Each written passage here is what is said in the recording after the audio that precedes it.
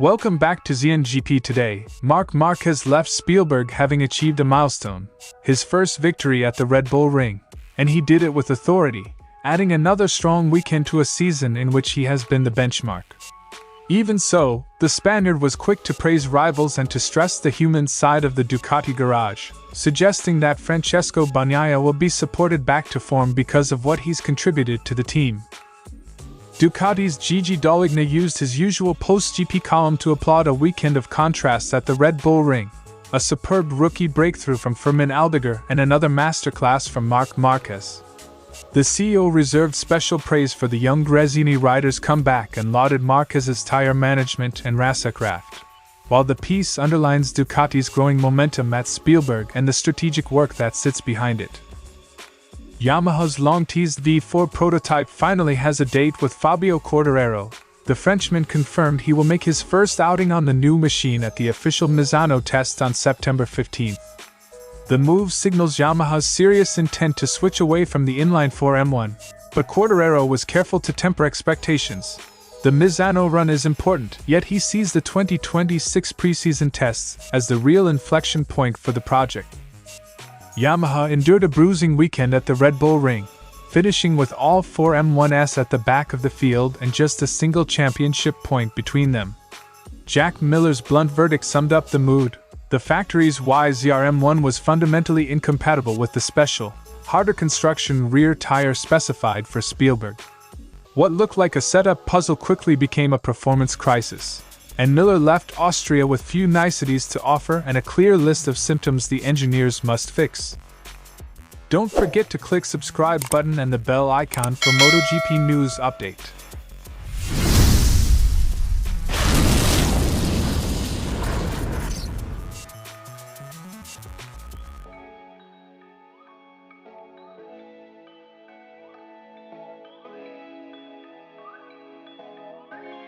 Marquez converted strong weekend pace into victories at a circuit that had long denied him a top step. The result underlines how well the Ducati package and rider are matching, across qualifying, the sprint and the GP, at a venue that rewards traction and top-end speed. Breaking a circuit jinx is both a statistical and psychological boost. For Marquez, it reinforced that the bike plus rider combination is delivering when it matters. While Marquez won, he admitted the race was far from straightforward. Marco Bezzecchi led for long stretches and rookie Fermín Aldeguer staged a stunning charge that forced Marquez to manage tire life and risk. The rookie's tire management and late pace surprised many in the paddock. Compliments from the winner sharpened the value of an opponent's performance. Aldeguer's showing was one of the weekend's big talking points. Marquez underlined a simple truth: strategy is only as good as the speed that backs it up. If you have the outright pace and the tire management to protect it, tactical calls are easier to execute. When you don't, even the best game plan can fail. He explained that he sometimes had to be conservative with the rear tire and then push when the window allowed, a balancing act that ultimately paid off. In tightly matched fields, those micro-decisions on tire life and tempo separate winners from the rest. Marquez was candid about Bagnaia's current struggles. The Italian showed strong signs in practice, but the race didn't follow, and he ended the weekend below expectations. Marquez insisted that, because of Bagnaia's contribution to Ducati, 2 world titles and years of work in the box, the factory will rally behind him and help him recover. He has the talent. Surely when he finds his feeling again, Ducati will help him a lot because he's given a lot in that pit box. That public endorsement frames Bagnaia's slump as temporary and solvable, and it places the onus on Ducati to convert rhetoric into technical and psychological support. Marquez refused to let dominance breed complacency. With several unfamiliar circuits coming up and 9 rounds remaining, he said the hardest part may be accepting weekends when he isn't the fastest, and preparing mentally for those moments. The champion's realism, enjoy the form, but ready yourself for variance, is a reminder that a season is a marathon, not a collection of isolated sprints. Marc Márquez's weekend in Austria mixed milestone wins with measured leadership. He celebrated the performance in the moment, saluted rivals who pushed him, and publicly backed Bagnaia, insisting the factory will help a two-time champion reclaim his best. If Ducati follows through, Spielberg may be remembered not just for Marquez's breakthrough there but as a turning point in restoring balance in the Borgo Panigale garage. Dall'Igna hailed Fermín Aldeguer's comeback as fabulous, applauding the Merchant's courage, racecraft, and tire management on a circuit he reportedly doesn't even like. The CEO framed Aldeguer's podium as evidence the youngster combines rookie fearlessness with the savvy of a far more experienced racer. He described Aldeguer's run as impressive race pace and a performance worthy of a true champion. When a factory boss publicly anoints a rookie as the future, it's both a reward and a recruitment signal. Ducati clearly sees a special trajectory in Aldeguer. Marc Márquez's first ever Red Bull Ring victory and another sprint win confirmed Ducati's performance envelope this weekend. Dall'Igna praised the race as one built on precise strategy, tire management, and rider astuteness, a template for how the team wants wins delivered. He lauded Marquez for waiting for the right moment and managing tires to launch the decisive attack. Strategic patience plus race-long tire control is becoming the hallmark of Marquez's successful run, and Ducati is happy to let the results do the talking. By contrast, Dall'Igna labeled Bagnaia's Sunday as underwhelming.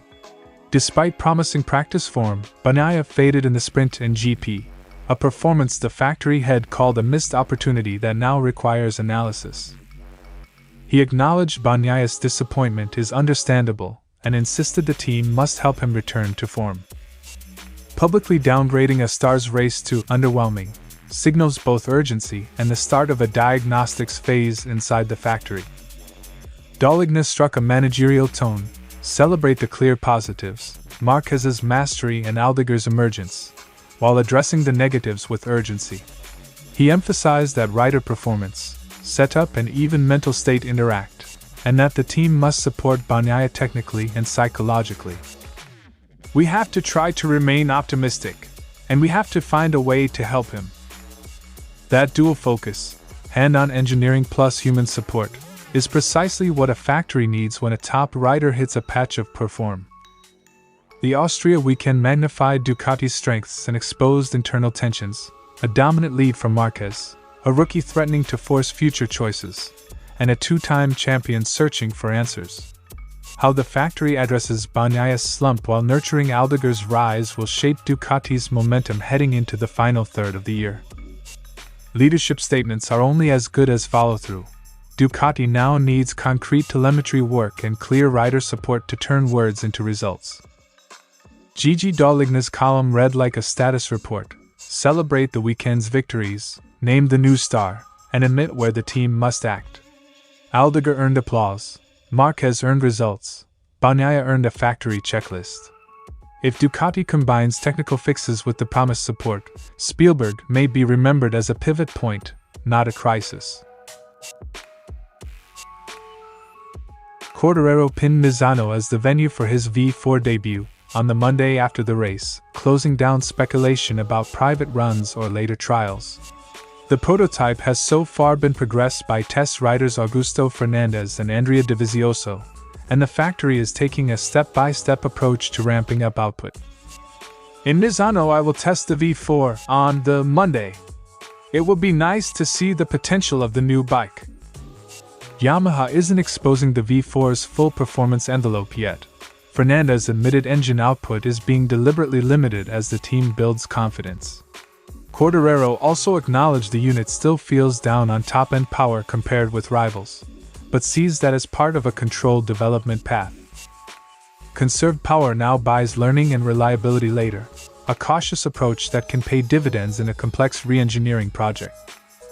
Beyond raw horsepower, the V4 is being pitched to solve multiple M1 headaches, improved rear-end braking, so the rear tire can be used more for deceleration, and better straight-line performance are explicit targets. Those gains would bring Yamaha closer to the V4 armies run by other manufacturers. If the V4 delivers on braking and top end, it won't just add seconds, it will open different setup windows for tire management and race strategy. Quartararo underlined a crucial engineering truth. Between Misano and Valencia the bike cannot be overhauled, but the winter preseason, November, February, is when major changes can be implemented. For him, the February preseason tests will be the moment to judge whether the V4 is genuinely race-ready. Between Misano and Valencia, you cannot really change the bike. But between November and February, you have a lot of time to adjust.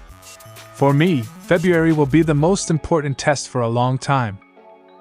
Misano will be a first look. The winter program will decide whether Yamaha can close the strategic gap. Quartararo did not hide the motivation for the switch. Yamaha's inline M1 has lagged the field and, at the Red Bull Ring, the problems were magnified by a stiffer rear tire that left him battling rear grip and limp results, 15th and a single point. The V4 is an attempt to return the M1 to title contention. He stressed the need for not just a fast bike, but one that is fast on the straights and better under braking. Converting a storied chassis philosophy is risky, but the potential upside, parity with V4 rivals, is why Yamaha is committing to the change. Quartararo's Misano outing will be the first visible step in Yamaha's V4 odyssey, but he's right to insist the winter tests will be decisive. Expect measured mileage in September, substantive development in the off-season, and intense scrutiny when riders reassemble in February. For Yamaha, the gamble is big, but the alternative is falling further behind.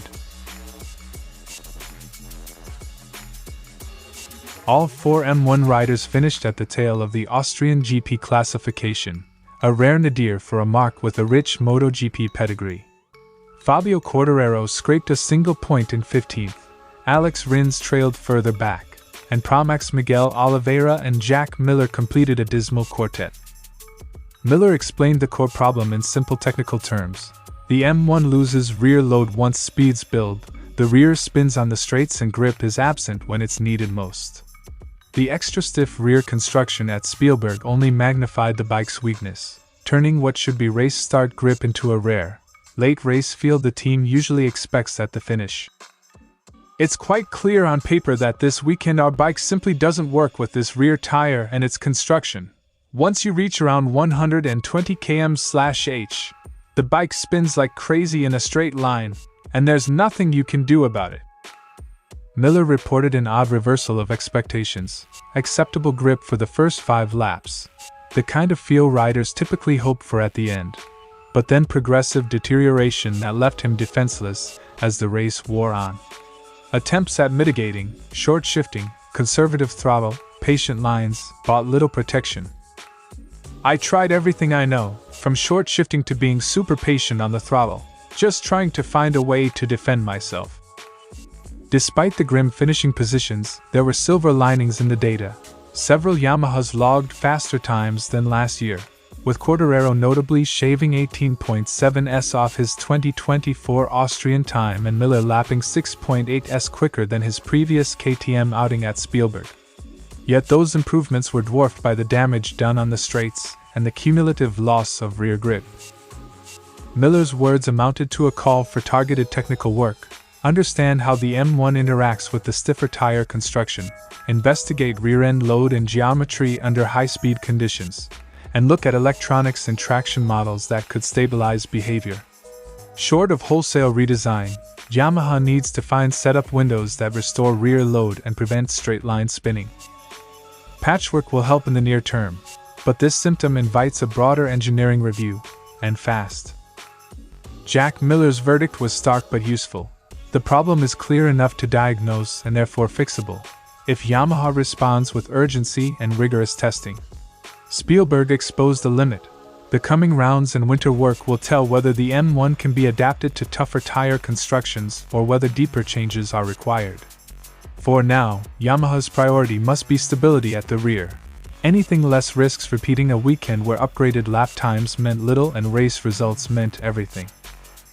Thanks for watching ZNGP Today, and this is your MotoGP news update. And see you next time!